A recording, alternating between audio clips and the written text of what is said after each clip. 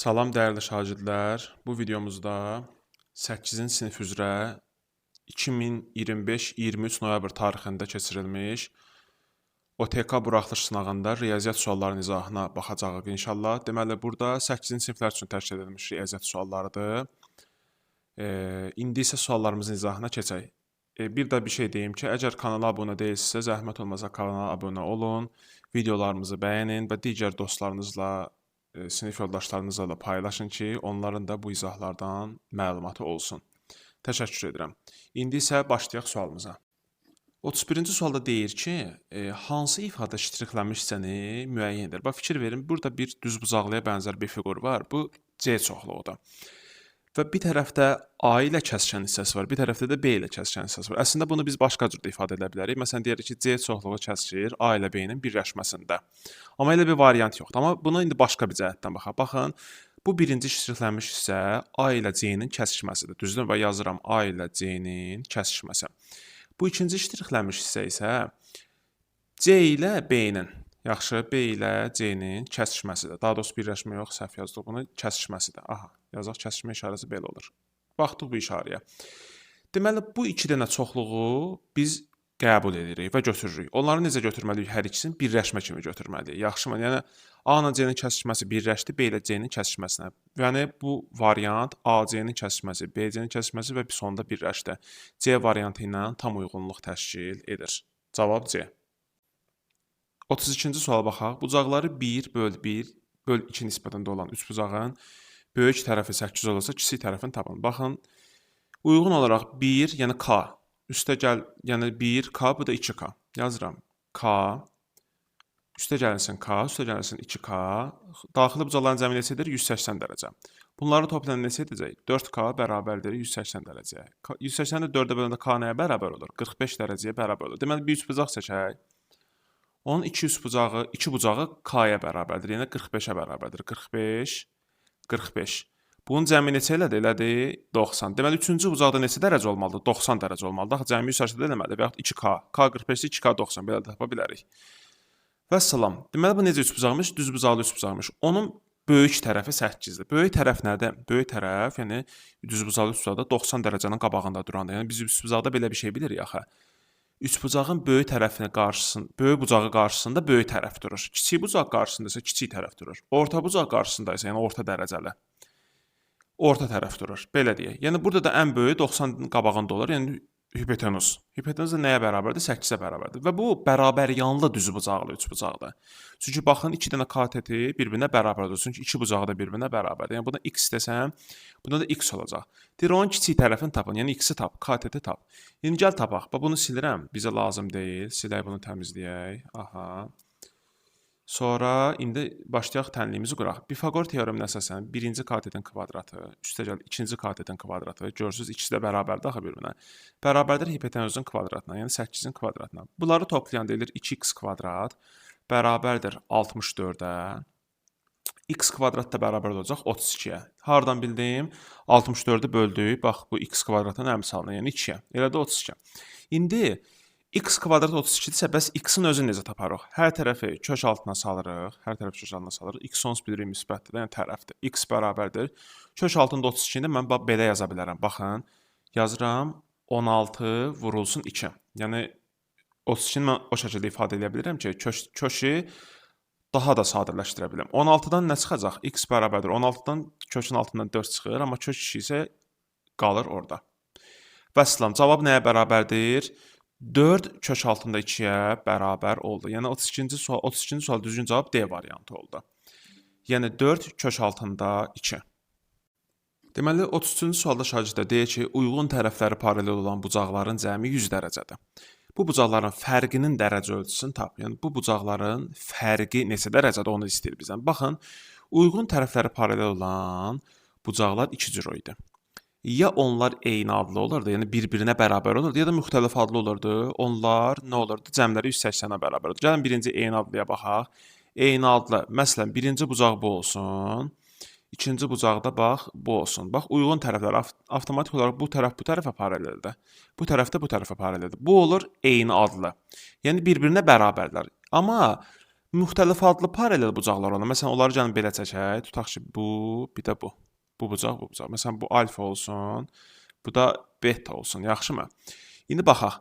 Deməli, bunun bu tərəfi buna paraleldir müvafiq olaraq, bunun bu tərəfi də buna paralel olur. Biraz səliqəsiz çəkə bilərik, amma şəkil olaraq burada da, yəni təsviri belədir.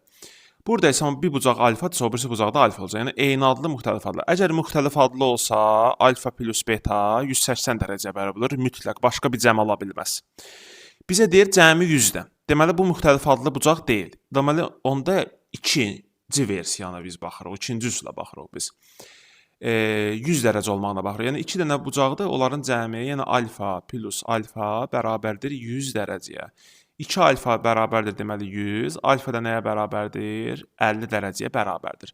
Yəni bunlar əslində suala baxan kimi cavabın 0 olduğu bilinir. Sadəcə mən sizə daha ətraflı izah edirəm. İkisi də 50-dir. Yəni 2 dənə bucağımız var.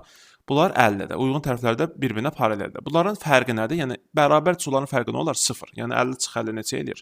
0 dərəcə. Cavab B variantı. 33-də B. 34-cü sualda maraqlı sualdır. Deyir, deməli AB 2 rəqəmli natural ədəddir və 20-dən kiçik şərtini ödəyir. Və deyir ki, bu şərti ödəyən AB 2 rəqəmli ədədi üçün 1 böl AB kəsri sonlu onluq kəsr şəklində göstərilə bilər. AB-nin ala biləcək qiymətlərin cəmi.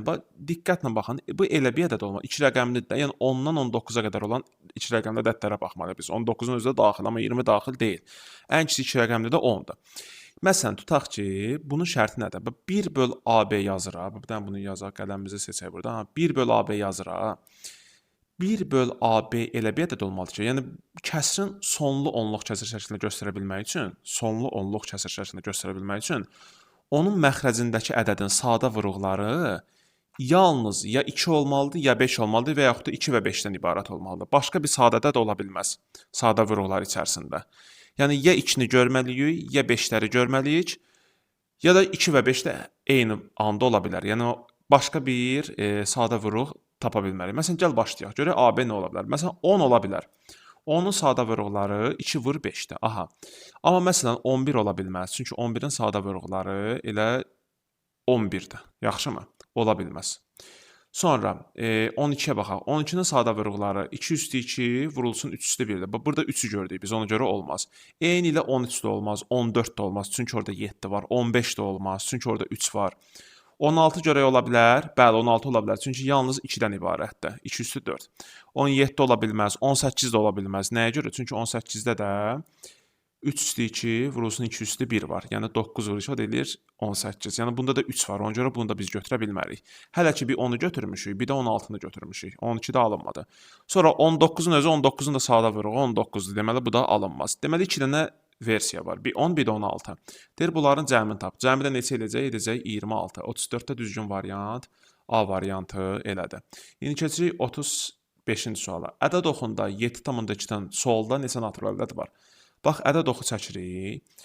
Ədəd oxu 0, gəl başlanğıc olmur. Sadəcə 0-dan götürək, müsbətlərə doğru gedək. Çünki natural deyirsə gedək. Məsələn, baxın 1, 2, 3, cavab 7-dir əslində, sadəcə sizə göstərirəm. 5, 6 və 7. 7,2 isə, bax buradadır. 7,2 isə, bax buradadır. Yəni 7 ilə 8-in arasındadır. Solda, yəni bu hissədə. Bu neçə dənə natural ədəd yerləşir? Təbii ki, 7 dənə. Yəni bu 7,2-nin tamı nədir? 7 tam. Yəni 7 tam da bundan balacadır da. 7-nin özündən başda 1-in də özünü götürürük. Söhbət natural ədəddən deyir, ha. Ona görə biz 0 və digər ədədləri götürə bilmərik. Cavab 7 dənədir. C variantı. 35C. Keçdik 36-ya. 60 ədədinin 30% ilə 10%-nin cəmin tap. Bax, bunu iki üsulla yaza bilərik. 30% ilə 10%-nin cəmi ilə birbaşa 40%-nin cəmi deməkdir. Yəni 60-ın ilə 40%-ni tapaq. Bu da neçə eləyir? Bu bundan gedir, bu bundan gedir. Cavab eləyir 24. Cavab 24-dür. Yaxşımı? B variantı. Və yaxud da ki, ayrı-ayrı da tapa bilərik. 60-ın 30% neçədir? 18. Bəs 60-ın 10% neçədir? 10% də elə 6-dır. Yəni 18 ilə də 6-nı toplayanda yenə görürük ki, cavab 24 alınır. Yəni 36-da cavab B variantı. Sonra 36 getdi, indi keçirik 37-yə baxaq. 37-də deyir ki, qonşu bucaqların fərqi 28 dərəcədir. Bu bucaqlardan kiçiyinin dərəcə ölçüsünü tap. Birinə x desək, Məsələn, bunların fərqi əgər 28-dirsə, yəni birindən bunu müxtəlif yollarda göstərmək olar. Tənlik sistemi ilə də həll etmək olar, tənlik ilə də həll etmək olar. Gəlin daha sadə formada gedək. Əgər bunların fərqi 28-dirsə, deməli biri o birisindən 28 vahid böyükdür. Yaxşı, biri x-dirsə, o birisi x plus 28 olacaq. Və bunları toplayanda, bu iki bucağı toplayanda, bu iki bucağı toplayanda neçə verəcək bizə? Axı qonşudurlar bunlar, deyir qonşu bucaqlar. Bunların cəmi verməlidir 180 dərəcə. İndi gəlin bunları toplayaq. 2x plus 28 bərabərdir 180 dərəcə. İndi biz əgər bu tənliyimizi, sadə tənliyimizi həll eləsək, 180-dən çıxacaq 28. 28-i digər tərəfə aparır, olur çıxılsın. Yəni 2x bərabərdir 152-yə. Bizə nə lazımdır? X lazımdır. X-i necə taparıq? Hər tərəfi 2-yə bölərik. Yəni 152-ni 2-yə böləndə 1, 152-ni də 2-yə böləndə edir 76. Deməli, böyüyü kiçiyi 76-dır, digəri isə 104-dür. Digəri isə 104 olacaq. Nəyə görə? Çünki 28 fərq var da. 76-ın üstə 28 gəlin və yaxud 180-dən 28-i çıxın. Yəni də cavab nə qalacaq? Daha doğrusu üzr istəyirəm. 180-dən 76-dan çıxın, cavabı 104 olduğunu görəcəksiniz. Yəni 2 üsulla tapılır. Çünki bunların cəmi 180-dir. Bizdən deyir kiçiyinin dərəcə ölçüsündə, kiçiyi də 76-da tapdıq. Cavab D variantı. Onsuz böyük x plus 28 idi.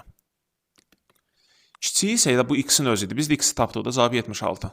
D variantı. Özüm ətraflı deyirəm ki, hər tərəfli sualı başa düşəsiniz. Yoxsa sadə suallardır. 37-76. İndi keçdik D variantını vurduq. İndi keçirik 38-ə baxırıq. Deməli, bir-birindən fərqli m və n natural ədədləri üçün a2 üstü m, 3 üstü n ədədinin sadə vuruğu 4 olarsa, a-nın ala biləcəyi qiymətlərin cəmini tapın. Aha, bu da maraqlı sualdır. Baxın, dəyərli şagirdlər, bax bu m ilə m, yəni qüvvətlər deyir, bir-birindən fərqli natural ədədlərdir. Yaxşımı? Bir-birindən fərqli natural ədədlərdir. Özü natural ədəd. Natural ədəddir, yaxşımı? Və deyir, ədədin 4 dənə sadə vuruğu var. Gəl ədədi yazaq. Məsələn, a bərabərdir 2 üstü m vurulsun 3 üstü n. Bunun 4 dənə sadə vuruğu varsa, ədədin sadə vuruqları necə tapırıq? Qüvvətləri toplamaqla. Məsələn, gəl baxaq. Məsələn, tutaq ki, həmin ədədimiz, məsələn, 2 üstü 5. Başqa bir ədəd yazıram. Məsələn, tutaq ki, 7 üstü, məsələn, 3. Belə bir ədədimiz var. Bu ədədin neçə dənə sadə vuruğu var? 2-dən 5 dənədir, 7-dən də 3 dənə. Toplayanda neçə eləyir? 8 dənə. Yəni, qüvvətləri toplayanda biz həmin onların sadə vuruqların sayını tapırıq. 3 dənə 7, 2 dənə, daha doğrusu 5 dənə 2. Yəni, 5, 3, 8 dənə. İndi bizdə də deyir, bu ədədin 4 dənə sadə vuruğu varsa, deməli, m və n-in cəmi neçə edir? Edir 4. Deyir, a-nın ala biləcəyi qiymətlərin cəmini tapın. Gəl biz birinci hələ m ilə n-i tapaq. Sonra nə edək? A-nın qiymətini tapa bilərik. Diqqətlə baxaq. Deməli, birinci yazıram. Birinci, hansı görə natural ədədlərin cəmi 4 edər? Birinci, m-ə 1 versəm, n olar 3. M-ə 2 verə bilmərəm. Çünki m-ə 2 versəm, n də məcburdur 2 olmaq. Axı, cəmi 4 deməli, onlar olacaq, onda bərabər. Deyirəm, amma fərqlidir. M-in fərqlidir. Deməli, m-ə 1 verdim, 3 verdim, özü natural ədəd deyir də başqa bir şeydir. Məsələn, birinə 0, birinə 4 də deyə bilməli. Çünki 0 natural ədəd deyir. Çünki m-in deyir natural ədəddir. Baxın, şərtdə verir. 2 ilə 2 də verə bilmərəm, amma m-ə 3, n-ə də 1 verə bilərəm. Yenə də çünki nəyə görə? M3 olanda n-də 1 olur. Vəssalam, 2 dənə versiya mümkündür. Bitdi, getdi. Deməli, bir dəfə yazacağam. A ədədi bərabərdir. 2-nin üstündə, bir də 3-ün üstündə. M-ə birinci nə verdim? 1. Yazaq burada 1. N-ə nə verdim? 3. Aha, yazaq burada 3. İndi başlayaq. Görək A neçə olacaq? 2 üstü 1, 2-dir. Düz. 3-ün üstü 3 nədir? Yəni 3-ün kubu, yəni 27. Yazıram buraya 27. Düz. 2-ni vurdum 27-yə. Neçə elədi? Elədi 54. Aha, A-nın birinci qiymətini tapdım 54. İndi ikinci qiymətinə baxıram. Yəni də A bərabərdir 2 vurulsun 3. İndi M-ə 3 verəcəm. N-ə də 1 verəcəm. İndi bu səfər əksin eləyirik. İndi 2-nin kubu neçə eləyir? 8, 2 üstü 3, 8-dir. 2 vur 2 vur 2, 8. 3-ü də eləyir 1. 3-dür 1, 3-dür. 3 8 neçə eləyir? Eləyir 24. Vəssalam. A-nın ikinci qiyməti 24-dür. Bizə deyir A-nın ala biləcəyi qiymətlərin cəmini tapın. Yəni neçə 54 ilə 24-ün də cəmini biz tapaq. 54 üstəgəl, yəni birinci A üstəgəl ikinci A, yəni 2 dənə versiya. Bu da eləyəcək neçə?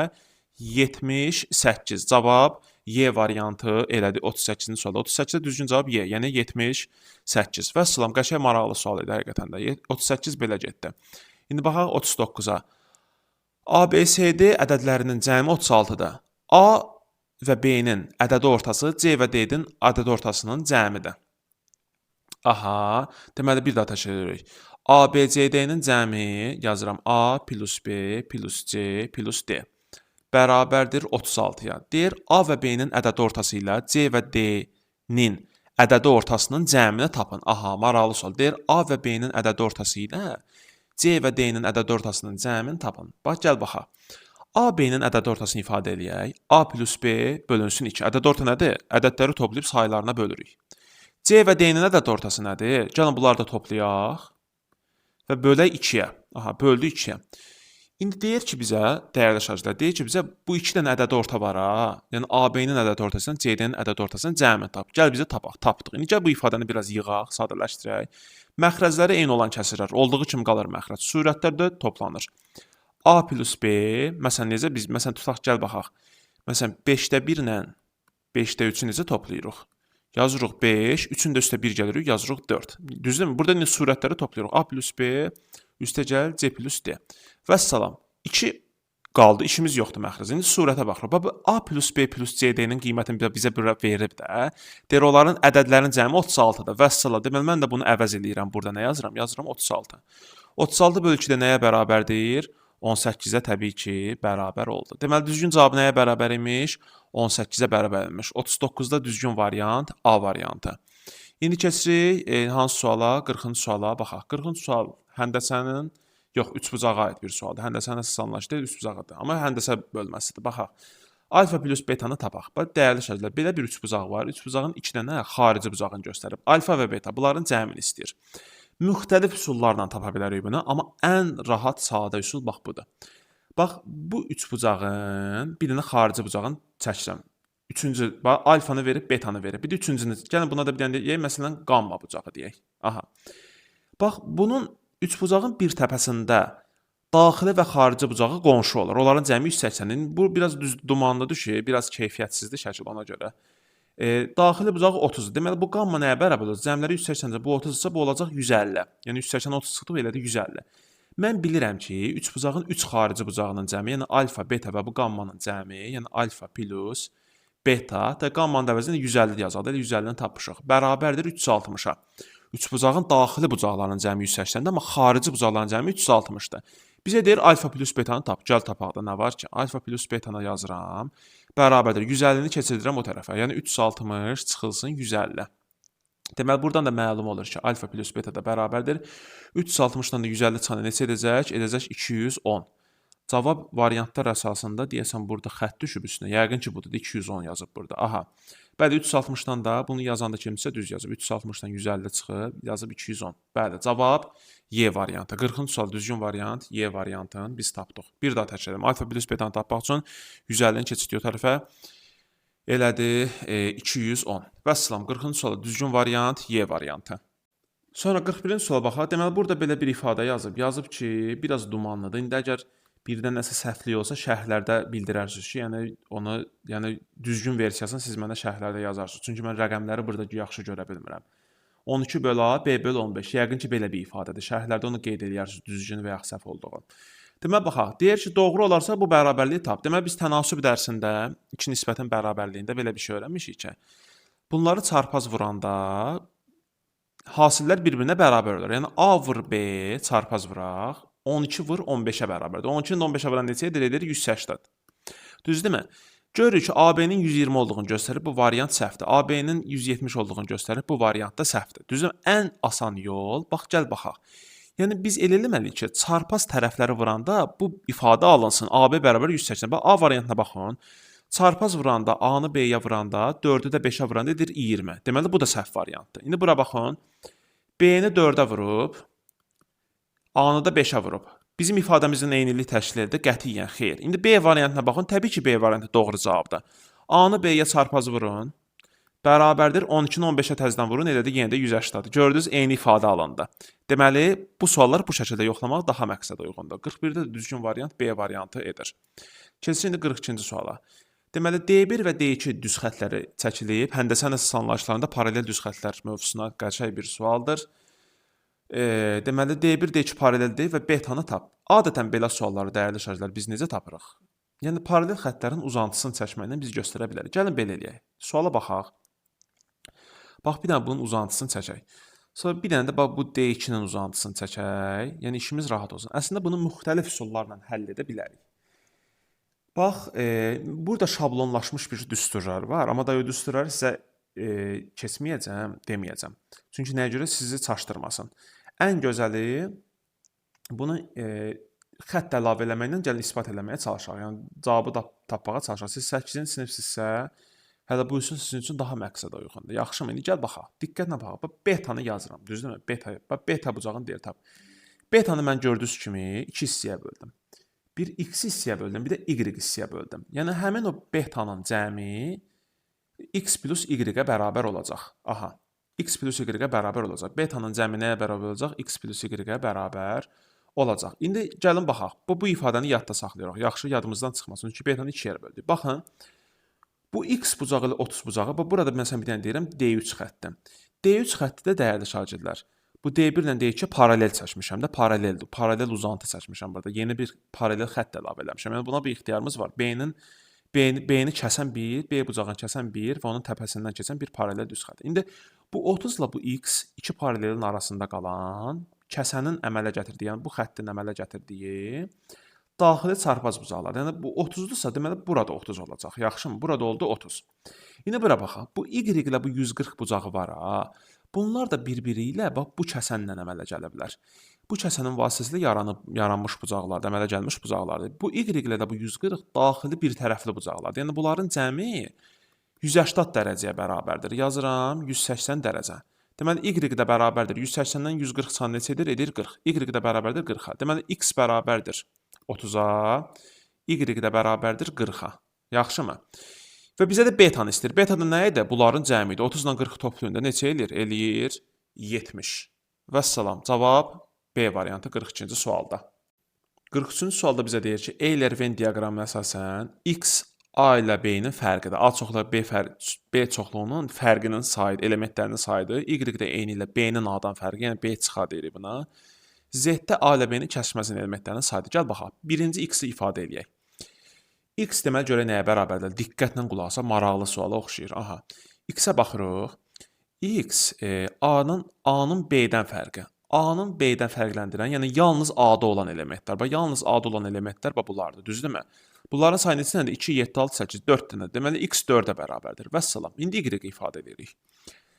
B-ni A-dan fərqləndirən, yəni B çıxa, yəni yalnız B-yə aid olan elementlər 14, 19, 15, 12 neçə dənədir? 5 dənədir. N nə demək? Yəni onların sayı, elementlərin sayı 5 dənədir. İndi Z-ə baxaq. Z nədir? A ilə B-nin kəsişməsinin sayı, elementlərin sayı, yəni 1, 4, 2 dənə. Vəssalam. İndi deyir ki, x plus Z böl y. Bir dənə buna diqqətlə baxaq. X plus Z böl y. Aha. Yəni, biraz dumanlı görünür, şübhəli gəldi mənə. X plus Z böl y. Aha. X ilə Z-də toplayacaq. Neçə eləyəcək? X ilə Z-də toplayırıq. 4-ün üstə 2 gələcəm. Yazacağım. 4-ün üstə 2. Bölünsün y. Yəni, bölünsün 5. Deyir, bu nisbəti faizlə göstər. Gəl baxaq. Bu nisbəti bir dənə yazaq hələ. 4-ün üstə 2 neçə eləyir? Toplamadı da orada. Eləyir 6. Aşağıda da məxrəcdə 5. Cavab 5-də 6-dır. Amma deyir, faizlə göstərir. Faiz nə deməkdir? Ədədi faizlə göstərmək üçün biz nə etməliyik? 100-ə vurmalıyıq. Məsələn, 0.10-da 2-nə, məsələn, 10-da 2-nə necə faizlə göstərirsiniz? 0.10-dakı 20% deməkdir. Vurdunuz ona, cavab elədi 20%. Yəni, ədədi faizə çevirmək üçün 100-ə vurmaq lazımdır. Mən də 5-də 6 ədədini vuracağam 100%-ə, yəni 100-ə. 5 ilə 100 ixtisar gedir. Nə qalır burada? Qalır təbii ki 20. 100-ü 5-ə böləndə 20 eləyir. 6-nı da 20-yə vuranda neçə edəcək? Edəcək 120. Cavab C variantı. Cavab eləyir 120%. Maraqlı sualdır həqiqətən də. İkincisi 44-cü suala baxaq. AB natural ədədləri üçün A çıx B bərabərdir 1-ə. Bu natural ədəddir və fərqi də 1-dir. Hansı natural ədədlərin fərqi 1-ə bərabər olur? Ardıcıl natural ədədlərin. Məsələn, 5, 6, məsələn, 100, 101. Bunlar ardıcıl natural ədədlərdir. Və ardıcıl natural ədədlərin əkab əbabından söhbət gedirsə, avtomatik bir şey yadda saxlayın. Ardıcıl natural ədədlər qarşılıqlı sadə ədədlər olur həmişə. Yaxşımı? Yəni, məsələn, AB natural ədəddir, düzdürmü? Və ardıcıldır. Çünki fərqləri 1-ə, məsələn, 6-dan 5 çıx, 101-dən 100 çıx, nə bilim, 99-dan 98 çıx. Bunlar həmişə fərqləri 1-ə bərabər. Yəni, bunlar ardıcıl natural ədəddir. və qarşılıqlı sadədir. Qarşılıqlı sadə ədədlərin əkobu hasillərinə bərabərdir. Məsələn, 5-in 6-nın əkobu nəyə bərabərdir? Onların hasilinin 30-a. Yəni biz AB ilə ifadə etsək, əkob AB olacaq, elə AB-yə, yəni hasilinə. Üstəgəl qarşılıqlı sadə ədədlərin də əbobu, necə əkobu hasildirsə, əbobu da hər zaman 1-ə bərabərdir. Məsələn, 5-in 6-nın əbobu nədir? 1. Bütün hallarda keçərlidir. Qarşılıqlı sadə ədədlərdən söhbət gedir. Və ardıcıl ədədlər də bu kateqoriyaya daxildir təbii ki. Hə, yəni qarşılıqlı sadə ədədlər tək ardıcıl natural ədədlərdən ibarət deyil də. Məsələn, 5-dən 13 bu da qarşılıqlı sadə ədəddir. Onların da əkobu hasilə əbobu 1-ə bərabər olacaq. Nəysə. Vəssalam, ifadə qaldı belə, da sadələşdirmək olmur. AB plus 1, yəni 44-də A variantı. Başqa bir variant uyğun gəlmir. AB plus 1. Yaxşı, cavab A variantını tapdıq 44. İndi baxaq 45-ci sual, maraqlı sualdır görək. Məxrəci 30 olan ən böyük düzgün kəsir ilə ən kiçik düzgün kəsirin fərqini tapın. Məxrəci 30 olan ən böyük düzgün kəsir nədir? Məxrəci surətindən böyük olmalıdır. Bərabər də ola bilməz. Yəni surət həmişə bundan kiçik olmalıdır. Yəni ən böyüyü 30-da 29-da, ən kiçik isə 30-da 1-dir. Bunların da fərqini deyir, tap, gəl tapaq.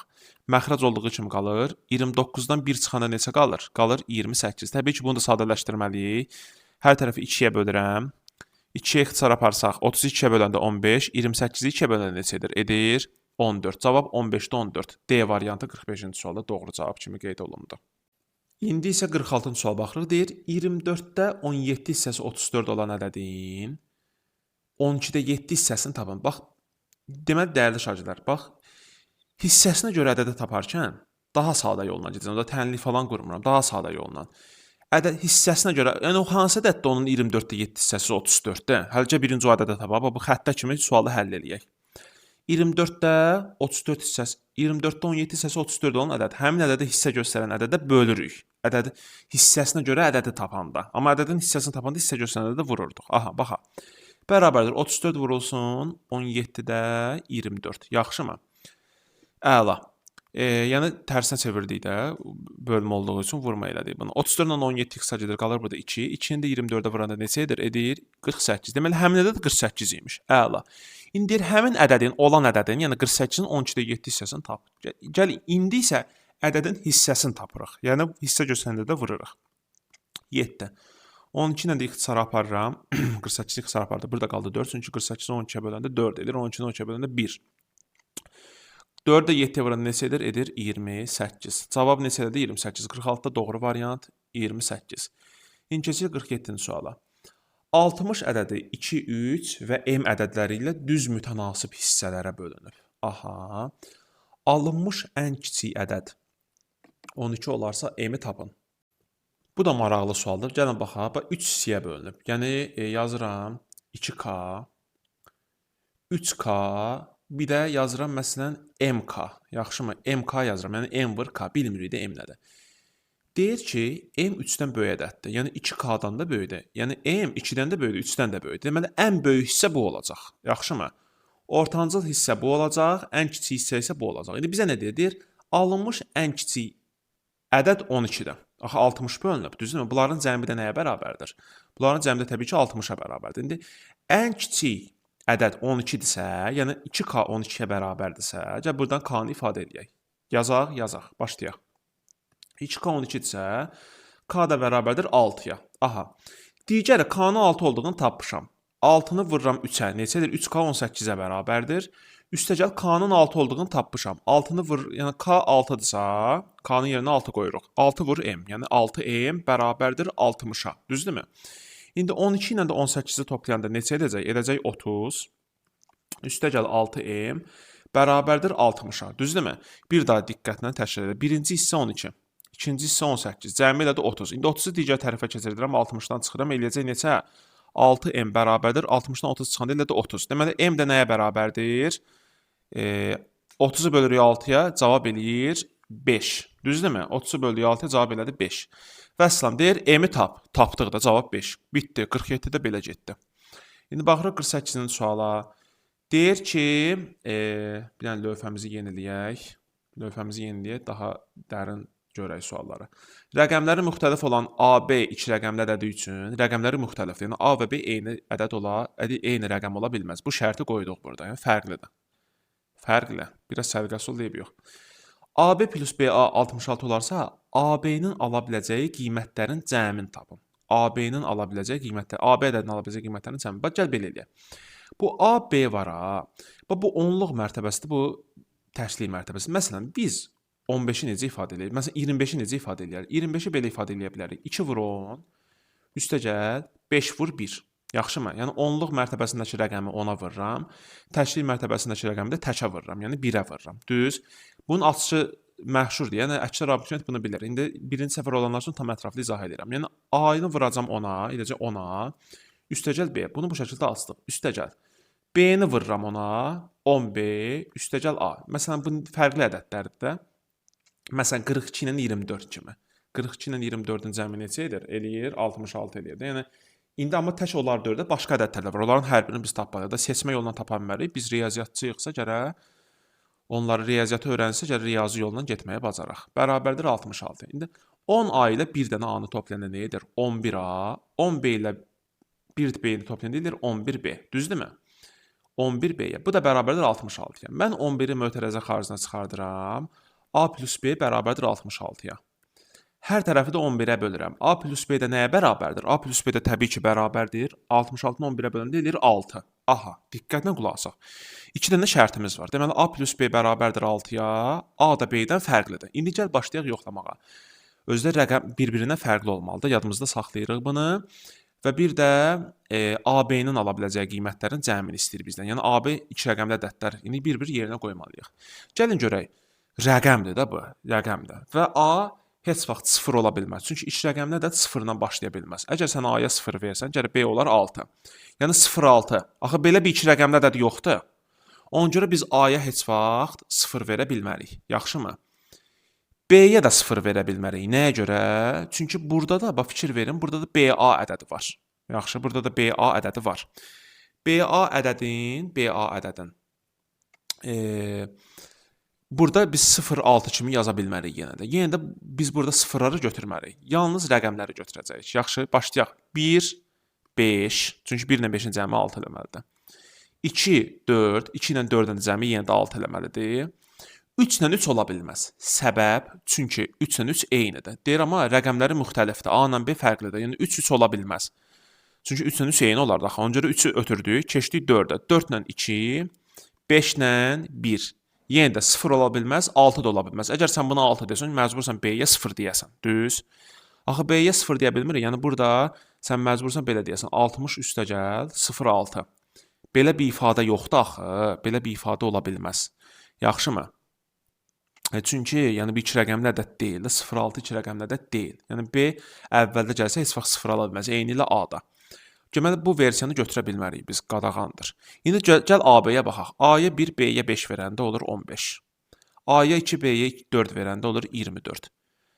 Çünki AB-ni tək bizdən istəyir. A-ya 4, B-yə 2 verəndə neçə olur? 42. Bunu verəndə 5, bu da olur 1. Cavab edir 51. Aha. İndi bu A-nın AB-nin ala biləcəyi ədədlərin, qiymətlərin cəmini tapaq. Gəl tapaq. Yoxlayaq bir dənə. Deməli, 15, o da 24, neçə edir? Edir 39, 39, üstə gəl 42, edir 81, üstə gəl 51, o da edəcək 132. Deməli, 2, 3, 1, elədi 132. Deməli, cavab neçə elədi? 132. 48-ci sualın cavabı 132-yə bərabərdir. Cavab 132. 49-cu sualda deyir ki, 3, 4, 5, 6, 7, 7 sırasının medianı tap. Median nədir? Birinci kiçikdən böyüyə düzürük. Burada düzülüb, ehtiyac yoxdur. Yəni 3, 4, 5, 6, 7 və 7. Aha, bunlar düzülüblər, sıra ilə düzülüblər.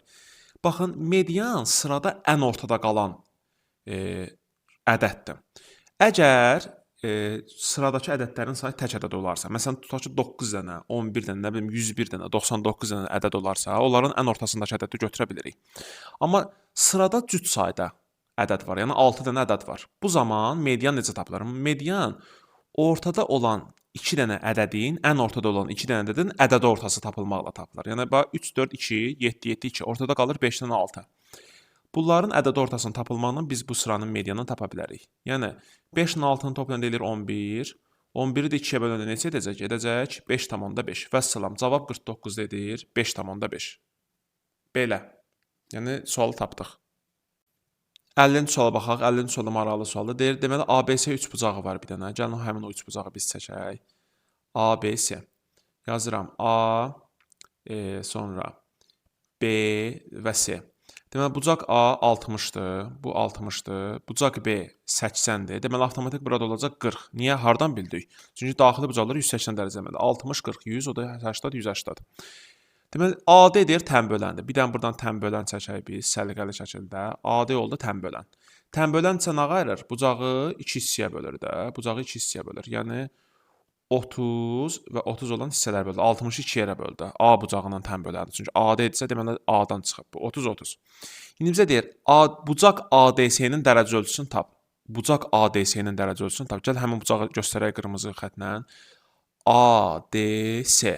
Yazıram. ADS. Bax bu daha. Bu bucağın dərəcə ölçüsünü bizdən istəyir. ADS-ni deyir, istəyir. Gəl tapaq. ADS üçbucağında, elə ADS bucağını tapasın. Biri 30-dur, biri də 40-dır. Bunların cəmi neçə eləyir? Bunların cəmi 180 dərəcə eləməlidir də. Buna deməsən deyə alfa bucağı. Bu üçünün cəmi 180 dərəcə eləməli deyil. Bəli, 180 dərəcə eləməlidir. Deməli biz burada nə etməliyik? Bunları toplayırıq. 30 ilə 40-ı toplayırıq. Neçə edir? Edir 70. 180-dan da 70 çıxanda edir 110. Yaxşımı? Digər tərəfdə də yoxlayacaq. Burada olacaq 70. 80, 70, 10. Burada 100. Deməli düz tapışıq. Vəssalam. Deməli bucaq ADC bərabərdir neçə dərəcəyə? 110 dərəcəyə. ADC-nin dərəcə ölçüsünü tapdıq. Çünki burada 30-dur, burada 40-dır. Cəm 70. 180-dan çıxan cavab edir 110. Cavab 110. 50-ci sualda. İndi keçək 51-ci suala baxaq. Görək 51-də bizə nə deyir? Maraqlı bir sualdır. Deyir ifadənin qiymətini hesabla. Yəni test toplusunda da yəni bu tipli suallardan görmüşük. Sinif kitabçalarında da bu suallardan var. 1 çıx 3də 1 nəyə bərabərdir? 3də 2-yə. Aha, vurulsun. 1 çıx burada 5də 1-ə oxşayır. Aha. Olacaq 5də 4. 1 çıx 7də 1 nəyə bərabərdir? 7də 6-ya. Vurulsun 1 çıx 8də 1. Özü sonsuz ədədlər deyil, sonlu ədədlərdir. Yəni 8-də 3, 5, 7, 8. Aha, düz görürük də buna. Əla. Deməli 7, 8. Bizdə də qoy bir dənə o suala mən bir də diqqətlə baxım. 51-ci sualda düzdürmü? Bir dənə mən o suala diqqətlə bir dənə baxaq. Yəni səhv köçürtməyək də əziyyətimiz hədər olar. Bəli, düzgün köçürtmüşük. Deməli 3də 1 idi, 5də 1 idi, 7də 1, 8də 1 idi. Bəli, 1-dən də 8də 1 çıxanda neçə edir? Edir 8də 7. İndi bu ifadənin qiymət tapılsın 4-ə də vurmadı. İxtisar aparaq. Bax, bu 7 ilə bu 7 ixtisar gedir. Aha, görə başqa nə ixtisar gedə bilər? Baxın, bu 3 ilə bu 6 ixtisar gedir. Burada qalır 2. Düzdürmü? Aha, bu 2 ilə də bu 8 ixtisar gedir. Burada qalır 4. Bu 4 ilə də bu 4 ixtisar getdi. Yaxşımı? Vəssalam. Yerdə qaldı. Məxrəcdə qalıb 5. Məxrəcdə qalıb 5. Surətdə də qaldı bir dənə 2. Deyir ifadəsinin qiymət hesablayın. 5də 2. İndi biz bunu orada cavab kağızına köçürmək üçün bunu onluq kəsr şəklində göstərsək, onluq kəsr yəni məxrəci 10, 100 olan və yaxud onun misilləri də belə deyək. 5-i 2-yə vuraram, eləyər 10. 5-i vurdum 2-yə 10, onluq kəsrə gətirmək üçün. 2-ni də 2-yə vurdum, neçə eləyir? 4. Cavab elədi 10-da 4, yəni 0,4. Və yaxud da ki, 2-ni 5-ə bölündə. 2-ni 5-ə bölündə neçə eləyir? 0,4 eləyir. Deməli, 51-ci sual düzgün variant, cavab daha doğrusu 0,4 elədi. Keçirik 52-ci sualımıza. Deməli, yenə də həndəsə nəticəsi anlaşılığında paralel düz xətlərin aid bir sualdır. Deməli, A B-yə paralel, C D-yə paralel, Y 2x-ə bərabər olarsa, sualı biraz yaxınlaşdıraq, daha təmiz görə bilmək üçün yaxınlaşdıraq. Deməli, Y 2x-ə bərabərdir. Alfanın dərəcə ölçüsünü tap. Alfa buradadır. Aha, deməli, Y də 2x-ə bərabərdir. Baxın, dəyərli şəkildə. İndi paralel gəlir də, düzdürmü? Diqqətlə baxaq, müxtəlif üsullardan istifadə edə bilərəm. Bax, müxtəlif üsullardan istifadə edə bilərəm. Gəl belə eləyək. Bax, H tərəfdən yaxınlaşsaq suala. Bax, birinci bura baxaq. Bax, bu alfadırsa, deməli, burada alfadır. Nəyə görə? Çünki qarşılıqlı bucaqlar. Bu rolda alfa. Fikir verin, AB paralel düz xətdir və CD kəsəndirsə, bu şəklə əsasən. Bu alfa bucağı ilə 2x plus 6y-in göstərdiyi, ifadə edildiyi bu bucaq var. Bunlar uyğun bucaqlardır. Uyğun bucaqlar da bir-birinə nə olur? Bərabər olur. Yəni, alfa bərabərdir 2x plus 6y-ə. Yaxşımı, bir daha təkrar. Alfa bərabərdir bu ifadəyə. 2x plus 6y. Bunu yazdım. İndi alfanı tapmaq üçün x, y tapıb gətirib burada yerinə qoyub tapacağam. Bu son işimizdir. İndi başlayaq. Diqqətlə qulaq asaq. Daha başqa bir üsula baxaq. İndi C və D xəttləri bir-birinə paraleldirlər. Düzdürmü? Bax, burada bir dənə mən qırmızı ilə bir bucaq çəkirəm. İndi C və D paraleldirsə, A bunlar üçün kəsəndirsə, bax, fikir verin. Bu 2x plus 6y bucağı ilə, bax, bu qırmızı çəkdiyim, bax, bu bucaq var, bax, bu göstərdiyim bu bucaq. Bu bucağı da bu ox ilə də göstərdim. Ox işarəsi ilə də bunu göstərdim. Oxun göstərdiyi bu işarə 2x plus 6y-in bərabər olan yenə də uyğun bucaqlardır. Deməli, bu ifadəyə də mən, bax, bu oxu silək. Sonra onun yerinə həmin bucağı yazaq. Yəni, bax, bu bucaqda nəyə bərabər olur? 2x plus 6y-ə bərabər. İndi yerimiz biraz yoxdur deyə biraz səliqəsiz yazdım, buraya yazdım. Demək, bu bucaqda 2x plus 6y-ə bərabər. Çünki bundan nədir? Bərabərdir də. Uyğun bucaqlardır ona görə. İndi gəlin başlayaq baxmağa. Bax, 2x plus 6y bucağı var. Bu bucaq 2x plus 6y bucağı 4x bucağı ilə qonşu bucaqdır. Necə bucaqdır? Qonşu bucaqdılar. Yaxşımı? Qonşu bucaqların cəmi neçəyə bərabərdir? 180-də bərabərdir. Üstə gəl 4x bucağı. Bu da bərabərdir cəmləri 180 dərəcəyə. Aha, 180 dərəcə bərabərdir. İndi mən bu 6y-in yerinə 2x-nə ifadə eləməliyəm də ona. Y 2x-ə bərabərdirsə, bəs 6y nəyə bərabərdir? Yazıram. Y bərabər 2x-ə. Bəs 6y nəyə bərabərdir? 6y-də gəlin hər tərəfə 6y-dən 6y necə düzəldərsən? Hər tərəfə 6-ya vurarsan. Bunu da 6-ya vurdum, deməli bunu da 6-ya vurdum. Deməli 6y də bərabərdir. 2x-i da 6-ya vuran neçə edəcək? Eləcək 12x. Deməli mən buradakı 6y-in yerinə 12x yazacağam. Yazıram 12x, qoy bir məhsullu tənlik olsun da. Burada da 2x, üstə gəl 4x bərabərdir 180-ə. Aha, sualı yazım, lövhəni yeniləyəcəm, qoy belə yenilənmə verməsin. Aha, 2x, 12x, 4x. Deməli, 2-nin üstə 13 gələndə edir 14. 14-ün də üstə 4 neçə edir? Edir 18x bərabərdir 180-ə. Düzdürmü? 180-ə bərabərdir. 180-ə bərabərdir. X də bərabərdir neçəyə? X də bərabərdir 10-a. Əla. İndi x 10-a bərabərsə, bəs y nəyə bərabərdir? Bura baxın. X 10-sa y nəyə bərabərdir? Axı biz demişdik y bərabərdir 2x-ə. Deməli, y də bərabərdir. X-i 10 tapmışdımsa, y də 2 vur x. Yəni 2 vur 10. Bərabərdir 20-yə. Bunu yadınızda saxlayın. Bu y-in 20 olduğunu tapdım. X-in də 10 olduğunu tapdım. Bizdən alfanı istəyir. Alfa nəyə bərabər eləmişdim? 2x plus 6y bərabərdir. X-in yerində 10 qoyuram. 2 vur 10. 20. Üstə gəl. Y-in də yerində 20 qoyacam. Yəni 6 vur 20-də neçə edir? Edir 120. Yaxşı, altını vurdum 20, elde 120. 20-nin də 120-nin cəmi neçə edir? Edir 140. Və salam, nəhayət ki, alfa bucağının 140 dərəcə olduğunu tapdıq. Belə. Düzdür, bunu başqa yollarla da yazmaq olar. Daha ətraflı olmaq üçün belə sizə göstərdim ki, yəni tam aydın olsun. 52-ci sualda cavab 140 dərəcə edir. İndi keçək 53-cü suala. Baxaq. Deməli, deyir ki, təpə bucağı 60 dərəcə olan bərabər yanlı üç bucağın, deməli bir dənə biz bərabər yanlı üç bucaq çəkək. Daha doğrusu qoy bir dənə lövhəni yeniləyim, sonra çəkim. Aha, yenidən baxırıq bu suala. Diqqətlə baxaq. Deməli biz bərabər yanlı üç bucağımızı çəkirik burada. Deməli bunun təpə bucağı 60-dır. Düzdürmü? Məsələn, məsələn də gəl ABC üç bucağı deyək buna. ABC üç bucağı dedik. Aha. Deməli bunun oturacağı bitişik AC tərəfinə olan bitişik bucaqları bərabərdir bir-birinə. Çünki cəmidə 180 dərəcə. Axı bərabər yanlı üç bucaqdır. Yan tərəflər bir-birinə bərabərdir. Deməli bunların cəmi 180-dan 60-a çıxır, qalır 120. 120-ni də 2-yə bölür, eləyir 60-60. Deməli bu necə üç bucaqmış? Bu həmçinin bərabər tərəfli üç bucaqmış. Yəni üç tərəfi də bir-birinə bərabər imiş. Yəni düzgün üç bucaq. Deməli başladıq. Deyək ki, bərabər yanlı üç bucağın iki tərəfi 5a plus 3 və 3a plus 11 olarsa, onun perimetrini tapın. İki tərəfi bax, bizim üçün o fərqi yoxdur hansı tərəfə. Siz sual verməyin ki, müəllim, bilmir yaxı yan tərəf yoxsa oturacaq. Onun fərqi yoxdur. Çünki bu artıq da bərabər tərəflidir. Yəni 3 tərəfi də bərabərdir. Yəni 5a plus 3 ilə ifadə olunmuş tərəf 3a plus 11 ilə ifadə olunmuş tərəfə bərabərdir. Bizdən perimetr istəyir. Gəl birinci buradan indi gəl A-nı tapaq, sonra onun tərəfini tapaq, sonra perimetrini taparıq. Perimetr nədir? Yəni tərəflərin cəmi. Tərəflərin cəmi. İndi gəl başlayacaq tapmağa. Bax, bu Tənliyi həll elə 3A-nı keçirsəm bu tərəfə olur 5A çıxır 3A eləyir 2A. Bu 3-ü də keçirsəm digər tərəfə. 11-dən də 3 çıxanda edir 8. Düzdürmü? Elədir 8. 2A 8-dirsə A da bərabərdir 4-ə. Aha, A-nın 4 aldığını tapdım. İndi gəl yerinə qoyaq. 5A 5 vur 4 20, o da 3 neçə edir? Elir 23. Deməli bunun tərəfi 23 imiş. 23, 23, 23. Və yaxud burada da yoxlaya bilərik. Bax, A-nın yerinə 4 qoy. 3 4-ün 12. 12-nin üstə 11 neçə edir? Axı, bunlar dedik axı bir-birinə bərabərdirlər. 12-nin üstə 11 23. Yenə də eyni qaydadır. 23, 23.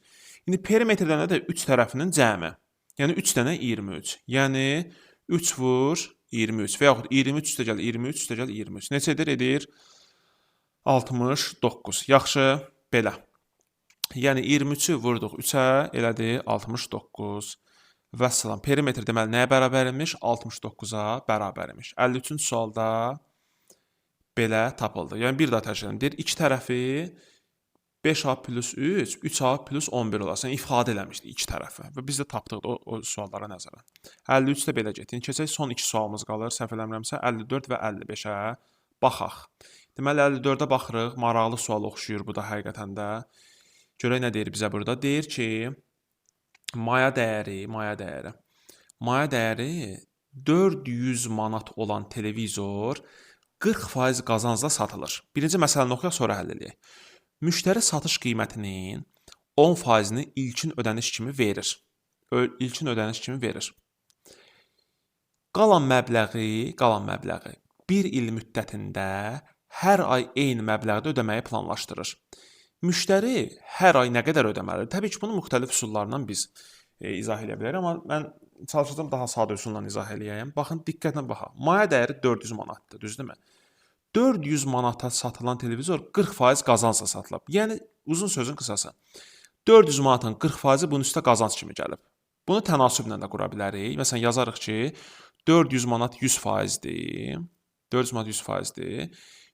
40% qazancla 140%-dir, düzdürmü? Bu da x satış qiymətini taparıq buradan. 400-ü 140-a vurub 100-ə bölərik. Bu da edər, neçə edər? Edər 560. Yaxşı, 560 edər. 560 edər. Deməli, 400 manat maya dəyəri olan televizor 560 manata satılıb. Və yaxud da fikir verin də, 400-ün 40%-i nədir? 400-ün 40%-i, 400-ü vururuq 40-a, bölürük 100-ə. Yaxşımı? Neçə edir? Edir 160. Yəni 160 manat qazanıb. Yəni 400-ün üstə 160 yəni neçə edir? Edir 560. İki yolla da tapılmağını göstərdim. Həm tənasüb, həm sadə faizi tap, üstünə gəl. Deməli, 560 manata bu satılıb. Müştəri satış qiymətinin, yəni 560-ın 10%-ni ilkin ödəniş kimi ödəyir. Gəlin 560-ın 10%-ni tapaq, dəyərli şagirdlər. 560-ın 10%-ni tapaq. 560-ı vururuq ona, bölürük 100-ə. Neçə edir? Edir 56. Deməli, 56 manatın ilkin ödəniş kimi ödədi. 56 manatın ilkin ödəniş kimi ödədi. Qalan məbləği, bax, diqqətlə qulaq as, məsələni belə həll eləyərlər. Qalan məbləğ, nədir o qalan məbləğ? 560 manatın yox idi. Onun 56 manatın artıq sən ödəyibsən də, ilkin ödəniş kimi 10%-ni ödəyibsən sən, yəni 56 manatı ödəyibsən. 560-dan həmin o ödədiyin 56 manatı çıx. Cavab nə qədər qalacaq? 504 manat. 560-dan 56 çıxanda eləyir 504 manat, düzdürmü? Deməli, sənin 504 manat hələ ki borcun var. Deyir, qalan məbləği də, yəni 504 manat məbləği də bir il müddətində hər ay eyni məbləğlə ödəməyi planlaşdırır. Müştəri hər ay nə qədər ödəniş ödəməlidir? Bax, bir ildə nə qədər ay var? 12 ay var. Yəni, bu qalan məbləğ, yəni 504 manat məbləği, bu hər ay ödəyəcək eyni məbləğdə. Bir ildə də deyir, bir il müddətində. Bir ildə neçə dənə ay var? Təbii ki, 12 dənə ay var da. 12 dənə ayımız var. 504-ü də böləcəyəm 12-yə, cavab edəcək 42. Deməli, müştəri hər ay 42 manat ödəniş edəməlidir. Hər ay nə qədər ödəniş etməlidir?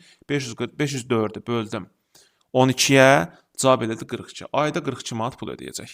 Yaxşı, həqiqətən də yoxlaya bilərsiniz. Bax, 42-ni vurarsınız 12-yə. Eləyər 504, üstünə də gələrsiniz 56 manatı. Cavab eləyər 560 manat. Deməli, düz tapışır. Cavab 42 manat.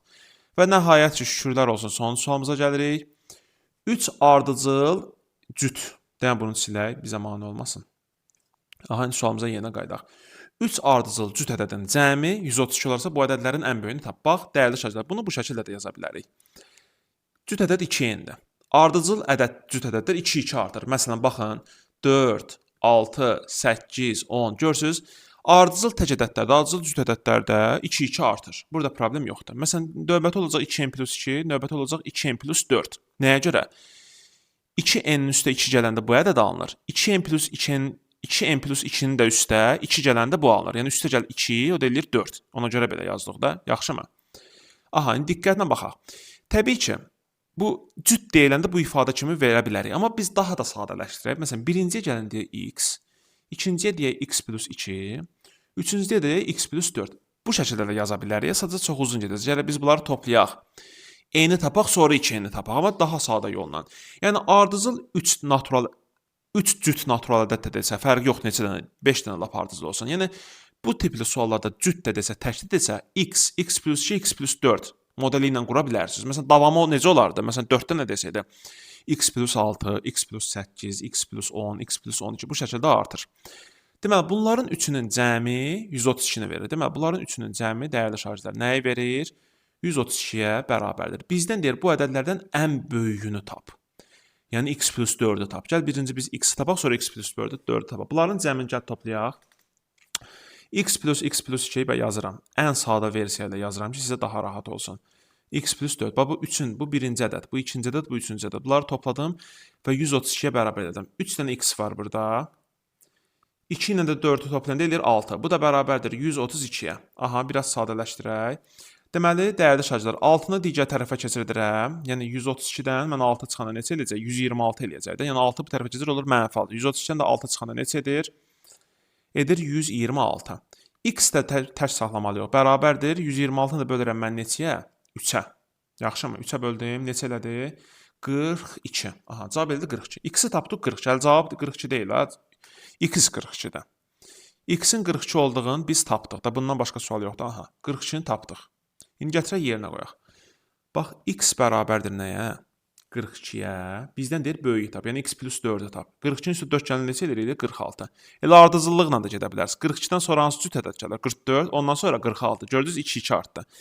Ən böyüyü desə, bax sualın şərtinə fikir ver. Gələrsən, axırda səhv edərsən və sual məhv olar. Yarım bal alarsan, ətraflıdır axı bu. Ətraflı sual, ətraflı yazı tələb edən suallardan da. Ən böyüyünü tap, biz də tapdıq 46. Vəssalam, bu qədər. İzlədiyiniz üçün minnətdaram, təşəkkür edirəm.